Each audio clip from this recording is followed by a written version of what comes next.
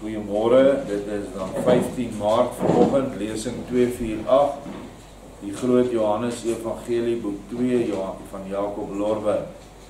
En ons is nog steeds in Ebalse gastehuis, waar ons nou 'n hele klompie dinge ervaar het, veral oor die Fariseërs wat daar ingekom het, en hulle ongeskiktheid, en ons het gesien dat Jara, wat aan die einde van die tyd die ware dogter van Sion, die klein 12-jarige dogtertjie, voorstel, is dat sy wyk nie van Yeshua se hart af nie. Sy bly daar.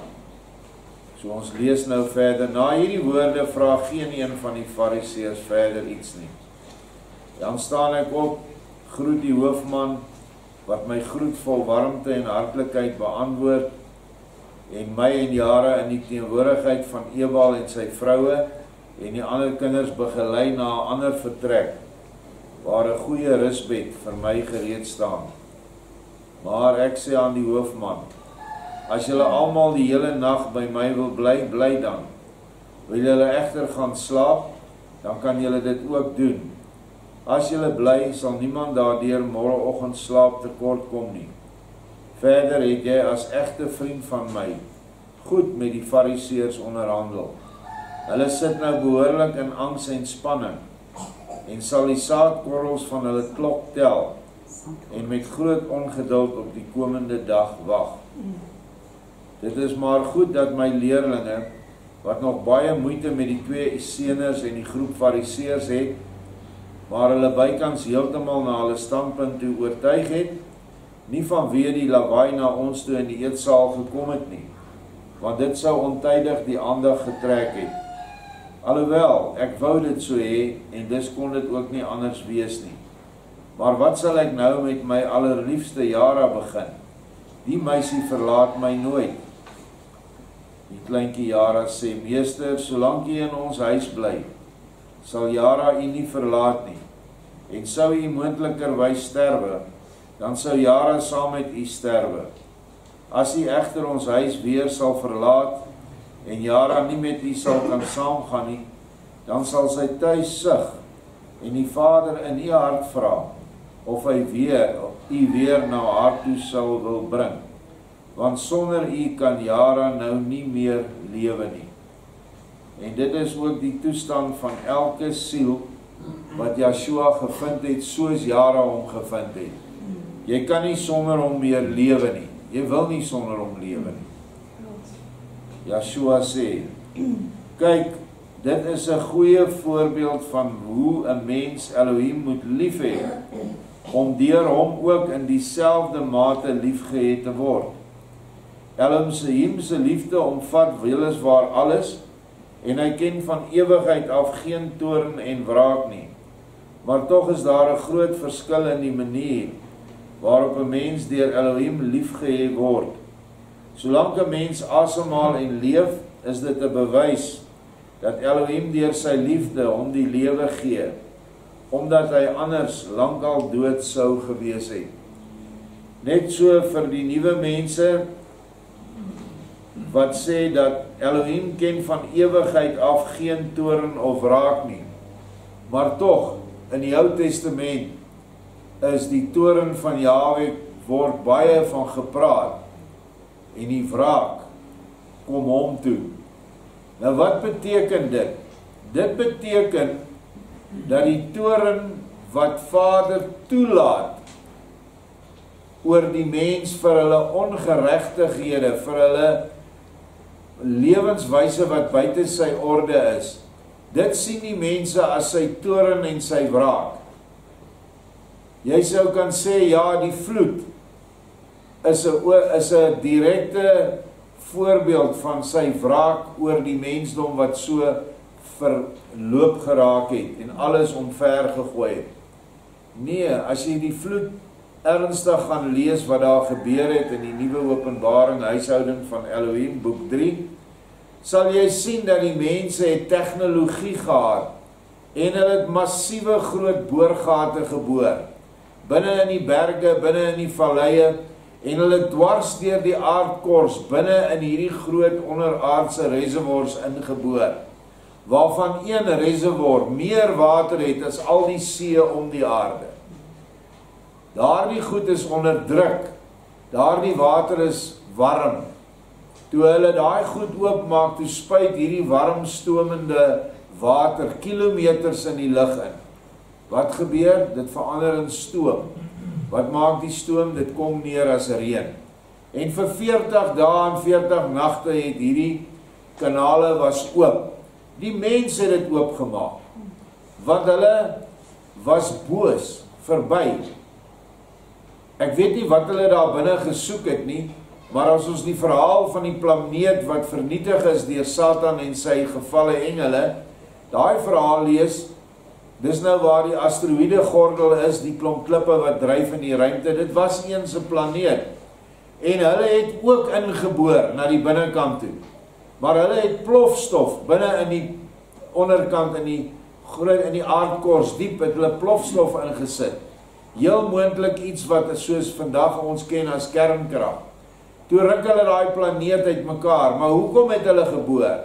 Hulle het God gesoek en hulle wou hom gevange hou. Hulle wou hom gryp en in die gevangenis sit.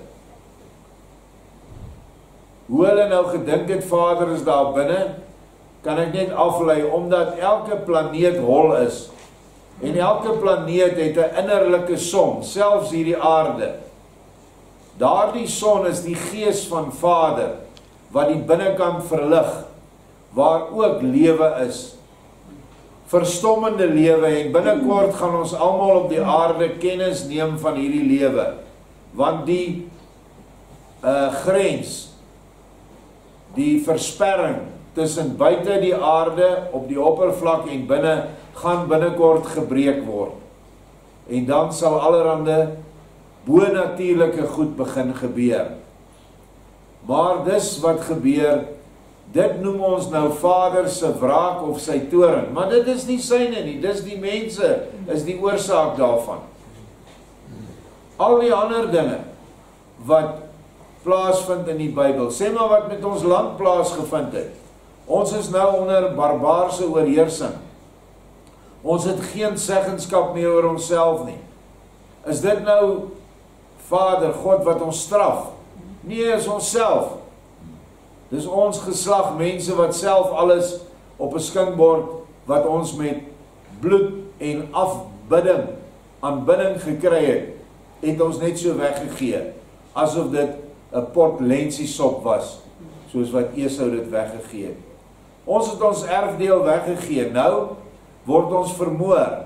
Nou kan ons nie besigheid doen nie, daar's wette. Ons kan nie hospitale toe gaan vir blankes nie, ons moet in hierdie hole ingaan. Alles omdat ons dit wat ons gehad het, self gegee het in die hande van die Satan en sy kinders. Nou is die toorn van Vader op ons, maar dis nie sy toorn nie. Dis die oorsaak van ons eie ongehoorsaamheid. Sien dit net altyd so, ek wou dit net vir die nuwe mense verduidelik. Maar wie Elohim liefhet soos hierdie kleintjie hier, dwing Elohim om tot hom te kom en te gaan woon in die hart van die liefhebbende mens.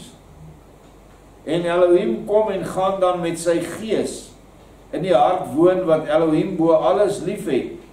En so mense het daardeur die ewige onverganklike lewe in hom en is volledig een met Elohim. Dit is die verskil van 'n hart wat hom liefhet. Dat ons almal asemhaal en bestaan is sy groot liefde en genade. Maar wanneer ons hom met 'n brandende hart liefhet, dan doen hy meer as ons om ons net te versorg. Hy kom woon self in jou hart. En nou het jy hom baie naderby as die een wat hom nie daar wil hê nie. Dit is weliswaar nie aan elkeen gegee om Elohim so vurig lief te hê, soos wat dit die geval is by my allerliefste Jara nie, maar tog kan elke mens met al sy krag Elohim lief hê, en dan sal Elohim ook sy hart vervul met sy gees en sy barmhartigheid, en sal hierdie mens nooit van die ewigheid af in die afgrond laat val nie. Indien hy struikel, dan sal hy altyd weer op die been gehelp word, en die ewige lewe sal altyd in hom wees en bly. En nou, my allerliefste Jara, omdat jy my so buitengewoon lief het, moet jy ons eers 'n klein verhaaltjie vertel, want ek weet dat jy 'n ryke voorraad mooi verhale het.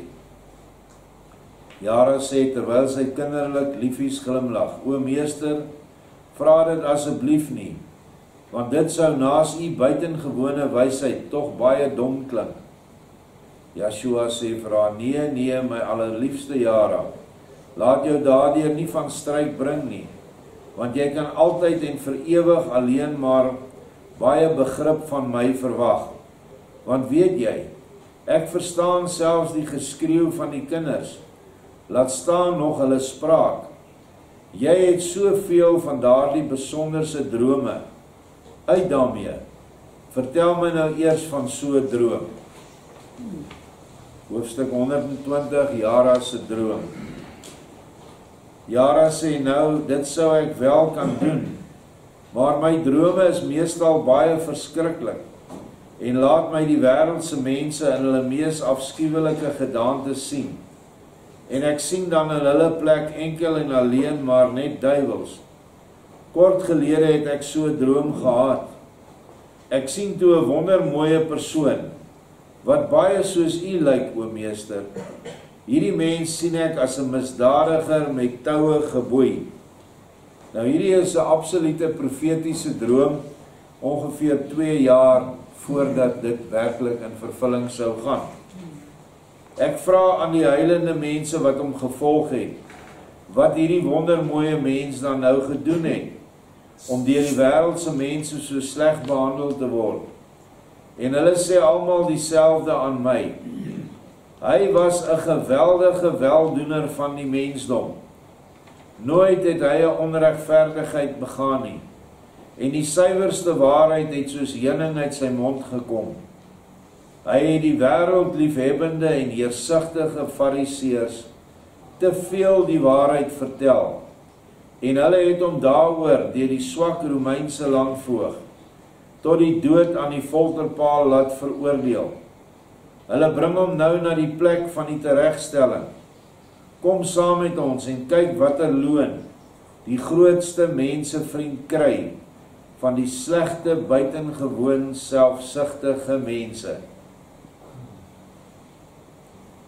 En ek klim met die heilende mense 'n lae berg op, en ek sien die eerlike mens 'n swaar kruis sleep, terwyl hy geslaan en vol bloed was, moeg en ter verhoging van die kwelling op die hoof, 'n krans van dorings gedra het.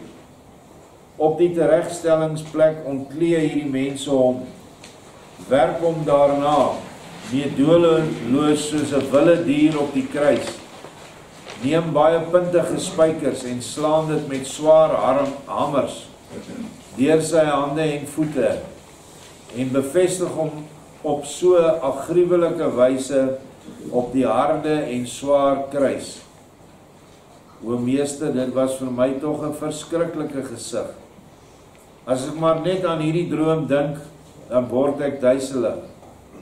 Ten slotte rig die mense die kruis regop, plaas dit in 'n vooraf gegraafde gat en slaan dit met 'n wig vas, sodat dit vas staan.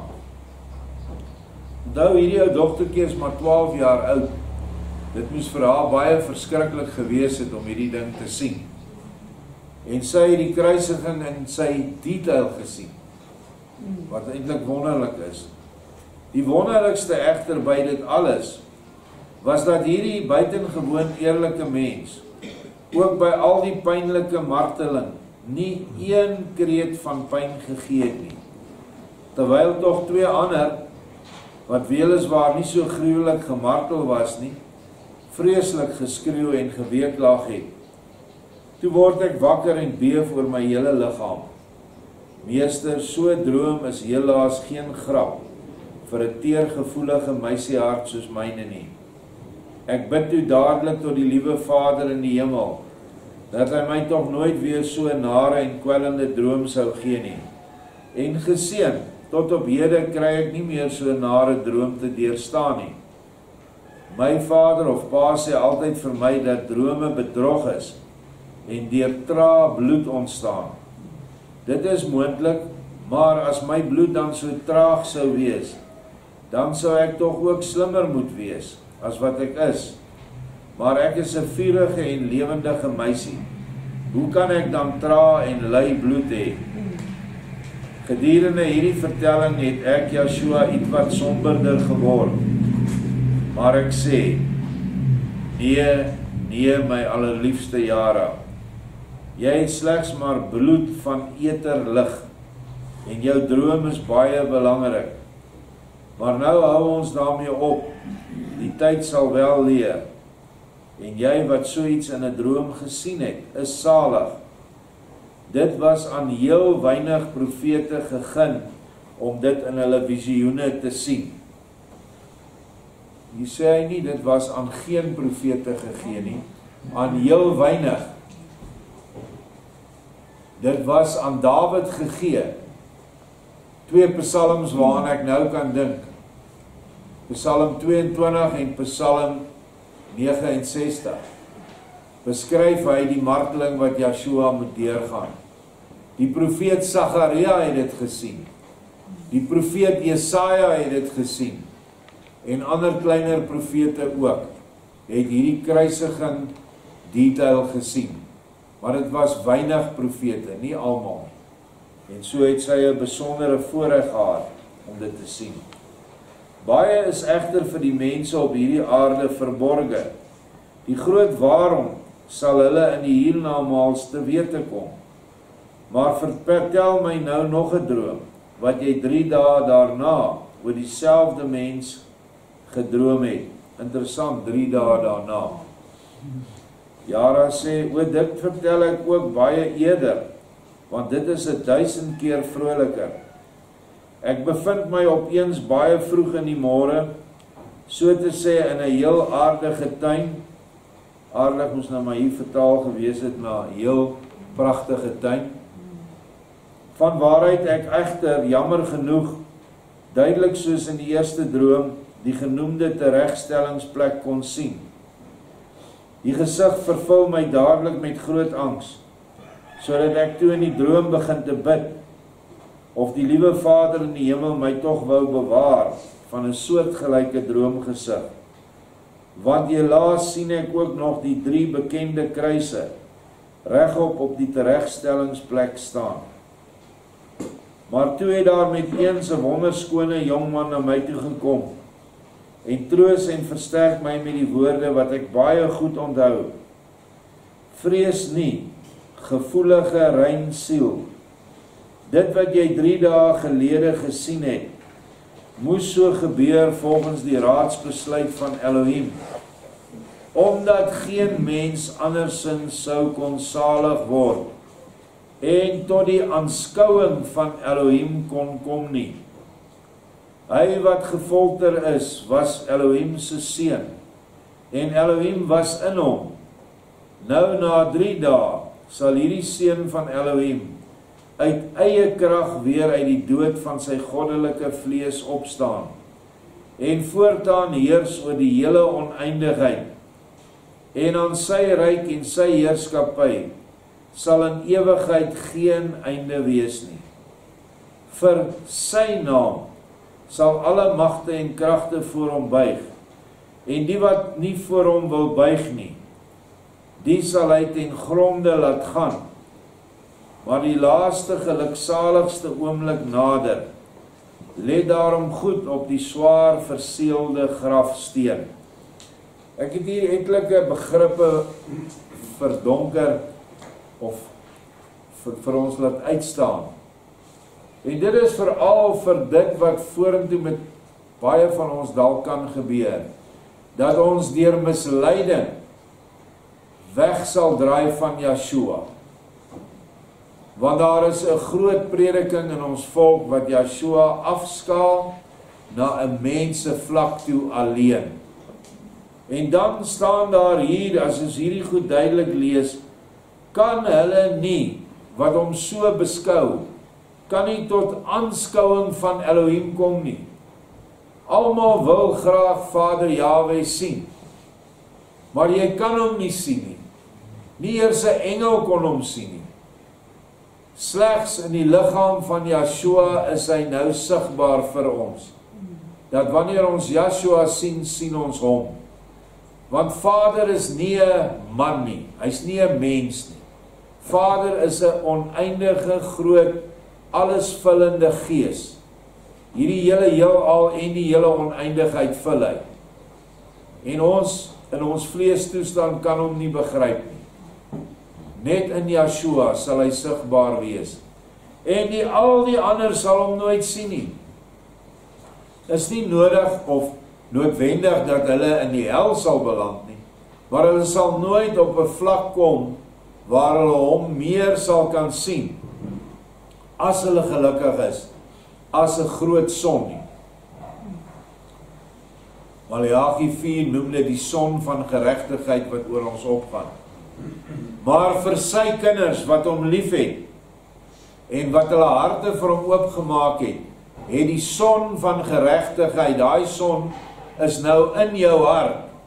En omdat die son in jou is en jy in die son, nou kan jy Yeshua aanskou van aangesig tot aangesig binne die son. Maar as jy die son nie in jou hart trek nie, Yeshua se gees wat hy vir ons uitgestort het, die trooster waarheid nie. En die waarheidsgees openbaar presies dit wat ons nou hier lees. Want dit is dieselfde gees wat Johannes boek geskryf het, 14, 15 en 16, wat die waarheidsgees vir ons beskryf en die werking van die waarheidsgees, as hierdie paragrawe wat ons nou lees. Onthou dit, al verloor jy alles, moet nooit vir Yeshua verloor nie. Nooit nie. Dit is wat ons oor en oor sing vanoggend, gesing het. Kyk nou na die swaar verseelde grafsteen. Toe die jongman dit aan my gesê het, kyk, daar verhef die steen homself vanself vanaf die graf, en daaruit verskyn met 'n bly, maar tevens tog baie waardige gesig, presies dieselfde man, wat ek 3 dae gelede so verskriklik gesien, gefolter word. Ek het selfs die wondtekens aan sy hande en voete gesien, en ek het geen oomblik daaraan getwyfel dat dit hy was nie.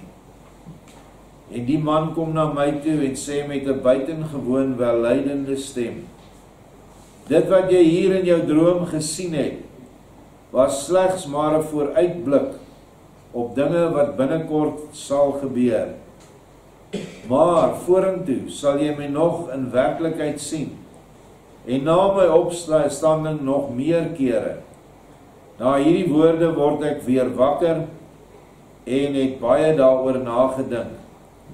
Maar buiten u het ek so iemand nog nie in die werklikheid teëgekom nie. Yeshua sê, nou, miskien is dit ek, maar nou hou ons daarmee op, en daarom het ons dit nou oor iets anders vir die dag van môre. 2 wonderlike getuienisse wat Yeshua toelaat in hierdie herberg vir sy geliefdes. En hy dwing niemand nie, hy sê nie, ja, dit is ek nie, hy sê, ja, miskien is dit ek. Omdat hy nie die mense harte wil bedruk maak, sodat hulle uit 'n bedrukte hart vir hom sal lief hê nie. Maar dat hulle vir hom in liefde, vrede en blydskap sal lief hê. En vandag kan ons juig oor daai bedrukte droom wat sy gehad het. Want wat het hy nie alles vir ons gekoop daarmee nie? Hy het ons vryheid gekoop. Hy het ons ewige lewe daarmee gekoop. Ons ewige saligheid. En as 'n mens aan die kruisigingsgebeure dink, en jy het nie 'n swaar, weemoedige gevoel om jou hart nie, dan het jy net nie genoeg liefde vir hom nie.